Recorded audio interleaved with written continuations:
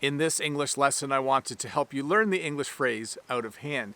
When we say that things have gotten out of hand or that things might get out of hand, we're talking about things getting out of control. We're talking about things not going well. A great example of this would be sometimes university students will have a party and they'll invite about 10 people over, and sometimes 200 people will show up. We would say that the party is getting out of hand.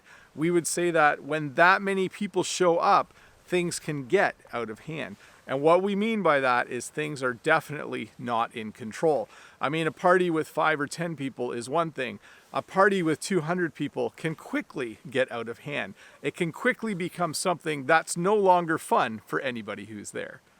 The other phrase I wanted to teach you today is the phrase, I can count on one hand. Sometimes in English, when we're talking about things we've done in life, and if we've not done it very much, we might say, I can count on one hand the number of times I've been skiing.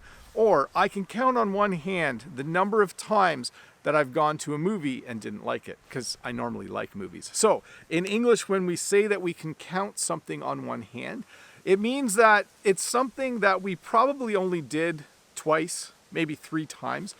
You could also say something like this, I can count on one hand the number of times I've made soup. So you can always use this to talk about anything that goes somewhere between the number 2 and 5, okay? So if it's more than 5, you obviously can't count it on one hand. And we don't ever say I can count on 2 hands. It's always on one hand. I can count on one hand the number of times I've seen elephants in real life. So there you go. There's another example. Again, just to review, when something is out of hand or when something gets out of hand, it means it is no longer under control. Sometimes things get out of hand and people need to call the police. That's how you restore order sometimes.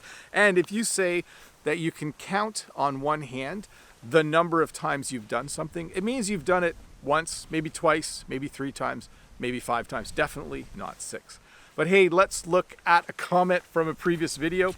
This comment is from Prankit. And this is a comment from the video where I taught you the English phrase, keeping up with the Joneses. And Prankit says this, my grandma said, forget about keeping up with the Joneses. The people who matter in your life will respect and love you because of who you are, not because of what you've got or what sort of car you drive. And my response to that was this, your grandma said a very wise thing in my opinion.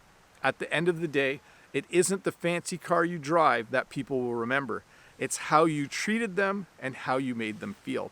I think that this is very, very true in life. I think it is nice to have nice things. I won't say it's not.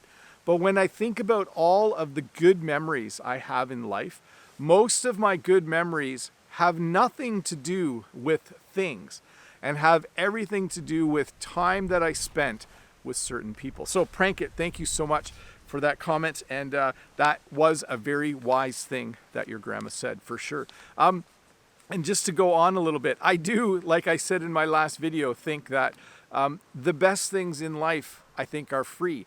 Today we went for a hike with our kids. A lot of times when I'm enjoying myself in life, it's because I'm in nature, or I'm going for a walk, or I'm doing something which costs me nothing, but it's totally free, and it's just totally the best thing that day. So I'm not saying things are bad. It is nice to own things and to have nice things, but I do think the best things in life are free.